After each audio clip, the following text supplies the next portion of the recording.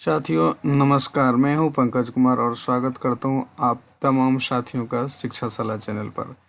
आज हम लोग साथियों बात करने वाले हैं बिहार कर्मचारी चयन आयोग प्रथम इंटर स्तरीय बहाली के बारे में। यह एक ऐसी बहाली जो 2014 से अब तक लंबित है और प्रक्रियाएं चल रही है, जिसके बारे में कि आप लोगों को खबर होगा ही कि इसका मामला जो है एनसीएल का मामला माननीय उच्च न्यायालय पटना में विचाराधीन है। लेकिन हम लोग आज उस पर विशेष बातचीत नहीं करेंगे, हम लोग बातचीत करेंगे फाइनल मेरिट से संबंधित मुद्दों पर।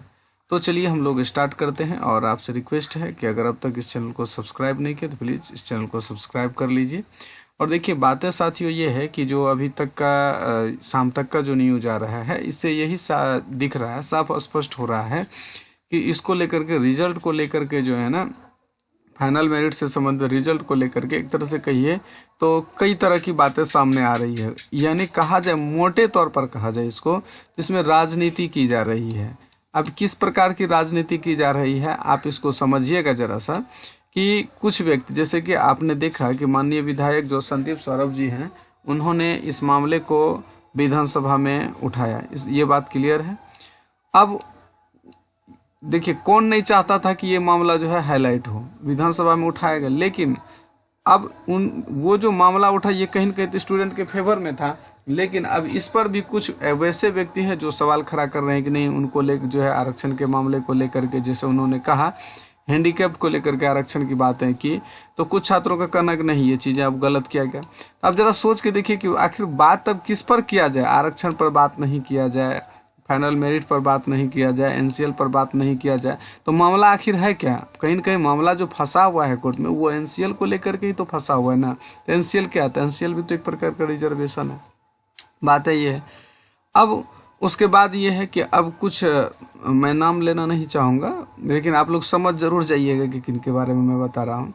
कि अब कुछ व्यक्ति ऐसे हैं जो ये कह रहे हैं कि जो है हमें अभी इससे कोई मतलब नहीं है, यानी बीएसएससी आयोग कुछ भी करे, रिजल्ट कब तक दे या नहीं दे उससे हमें कोई मतलब नहीं है, क्योंकि उनका कहना है कि उनके ऊपर भी आरोप प्रत्यारोप लगाया जा रहा है। अब सोचने वाली बात है कि यहाँ पर इस स्थिति में क्या होगा, क्योंकि जब कोई इस चीज़ को आवाज़ को उठाएगा नहीं, जब तक मामला एक प्रकार से कहिए कि सॉल्व होगा नहीं, तब तक कुछ होने वाला है, कुछ भी नहीं होने वाला है। अभी जो परिस्थितियां बनी हुई है, इसमें किस प्रकार से ज़िंदगी जिया जा रहा है, वैसे कैंडिडेट का जिन्होंने डीवी करा लिया है, जो दिन काट रहे हैं उन्हीं को पता होगा। क्योंकि एक एक दिन का एक एक पल जो है ना बिताना अभी स्टूडेंट के लिए, डीवी करवाए हुए स्टूडेंट के लिए बड़ी मुश्किल है।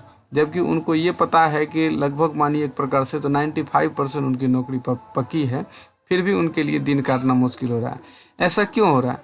ऐसा इसलिए हो रहा है कि देखिए जब तक डीवी नहीं हुआ था तब तक जो परेशानियां थी वो अलग थी, लेकिन डीवी करवा लेने के बाद हर स्टूडेंट को लगता है कि नहीं अब मेरी नौकरी जो है वो पक्की हो जाएगी, जॉब मेरा सिक्योर हो जाएगा। लेकिन जैसे ही ये मामला हाई कोर्ट में गया ना, सच पूछिए तो बहुत सारे स्टूडेंट का एक प्रकार से कहिए तो होश उड़ गया कि अब क्या होगा। क्यों? क्योंकि इसमें एनसीएल का जो मुद्दा आया, तो एनसीएल के साथ साथ नहीं कहा जाता, एक सतवा के साथ घुन पिसाने वाली बात भी हो गई। क्योंकि एनसीएल हाई कोर्ट मानता या ना मानता ये तो अलग की बात है, लेकिन जो जनरल कैंडिडेट के हैं या जो अन्य कैटेगरी से बिलोंग करते हैं उनका भी मेरिट रुका। तो फाइनली एक प्रकार से कहिए कि डीवी जो करवा ली है स्टूडेंट ना, उनके लिए एक एक घंटा एक एक दिन जो है ना बड़ी मुश्किल से बीत रहा है। उसका जीवन अंदर से कुंठित हो रहा है, कुंठा भरी जिंदगी वो जी रहा है। ना तो उन्हें तैयारी करने में मन लग रहा है, ना ही जो है उनको अभी जरा सोच के देखिए, वो आगे आने वाले अगले दिन होली है और कल होली है। अब बताइए कि होली जैसे त्योहार में भी उनके मन में निराशा है, जबकि होली में पूरा उमंग जोश में होता है स्टूडेंट। मैंने अपने कई मित्रों से बातचीत किया कि कैसा आपकी बार होली का, क्या मुबारकबाद, तो मैसेज करता है, मैं आपको दिखा तो नहीं सकता, लेकिन है कि ऐसा मैसेज किया है कि जो है ना क्या होली मनेगा यार, होली तो मनने नहीं दिया सरकार, कुछ नहीं। तो ये बातें ज़रा सोचिए कि अगर ऐसा कोई बोल रहा है तो ये उनकी ऐसी दिखावटी बातें नहीं, ये उनके अंतर आत्मा की पुकार है, ये उनके दिल की पुकार है, ये उनके आत्मा की आवाज़ें हैं कि होली कैसे मनेगा। होली मनने वाला तो सरकार ने काम ही नहीं किया। एकदम बात 100% सही है कि होली मनने वाला काम सरकार नहीं किया। अगर होली मनता तो ज़रा सोचिए अब की बार कैसा होली मनता। ये जो 13,120 पद पर बहाली थी, ये 13,120 पद पर मान लीजिए कि सबको सीट फुल नहीं होता, लेकिन इतना लड़का को जो नौकरी मिलता तो ज़बरदस्त तरीके से होली मनता। एकदम 100% सही है कि होली तो बड़ी भयंकर मनता, लेकिन होली नहीं मना है। होली के पीछे अगर कोई रहस्य छिपा हुआ है तो इसका सारा यही है कि खुशियां बच्चे का अब तक जो है वो लटका हुआ है।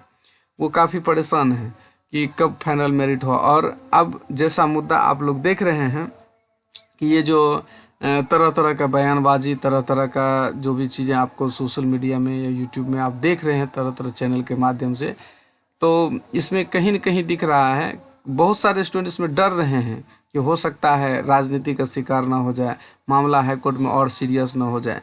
तो परेशानियां तो हैं, सभी स्टूडेंट चिंतित तो है। जो स्टूडेंट ये भी करवाए हैं उनके लिए परेशानी का सबक ये बना हुआ है। हालांकि मेरा पर्टिकुलर कहना है कि वैसे स्टूडेंट को खुश रहना चाहिए।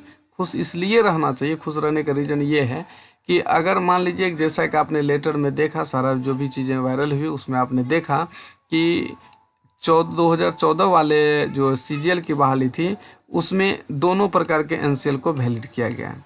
तो ये निश्चिंत रहिए, एकदम 100% श्योर है कि आयोग को किसी भी स्थिति में दोनों NCL को वैलिड करना ही होगा। इसके सिवा कोई, अन्यथा बच्चे जो है ना आगजनी करने से नहीं रुकेंगे, समझ रहे हैं ना। तो दोनों NCL को वैलिड करेगा, तो दोनों NCL को वैलिड करेगा तो एक प्रकार से ये गुड न्यूज़ तो है।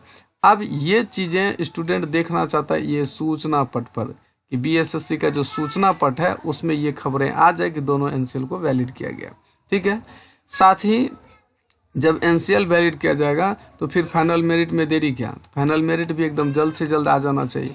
तो अब चूँकि हाई कोर्ट में मामला है और ये 20 मार्च तक जो है हाई कोर्ट बंद है, आप सबों को पता है। तब 21 मार्च से फिर जो है पुनः हम लोगों को देखना है कि क्या आयोग के तरफ से जो NCL को एक्सेप्ट करने से संबंधित एफिडेविट लगाया जाता है या नहीं। अगर नहीं लगाया जाता है तो समझिए कि फाइनली जो हियरिंग होना है अगला 6 अप्रैल को, तो 6 अप्रैल को ये चीज़ें निश्चित रूप से क्लियर हो जाएगी कि जो है ना दोनों NCL को मान लिया गया है और अब आयोग को सिर्फ और सिर्फ बचा है फाइनल मेरिट जारी करने। तो उम्मीद से है 3 से 4 दिन में फाइनल मेरिट भी दे देगा। तो इस प्रकार से देखिए, तो 6 अप्रैल और 6 अप्रैल के बाद 3 या 4 दिन तक 10 अप्रैल तक अगर फाइनल मेरिट दे देता है तो अप्रैल में ज्वाइनिंग होने की पूर्ण संभावना है, अप्रैल लास्ट तक। तो ज्वाइनिंग से संबंधित यही बातें हैं कि किसी भी स्थिति में अगर 6 अप्रैल को, समझ रहे, 6 अप्रैल को अगर दे देता है फाइनल मेरिट से संबंधित, यानी दोनों NCL को वैलिड करता है, तो 10 अप्रैल तक जो है करवा लिया जाएगा, फाइनल मेरिट आ जाएगा और अप्रैल लास्ट तक ज्वाइनिंग की प्रक्रियाएं हो जाएगी।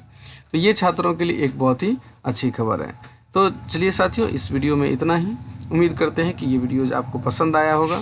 तो शिक्षा सलाह चैनल को सब्सक्राइब कर दीजिए, वीडियो को लाइक ज़रूर कर दीजिए। मिलते हैं हम लोग नेक्स्ट वीडियो में।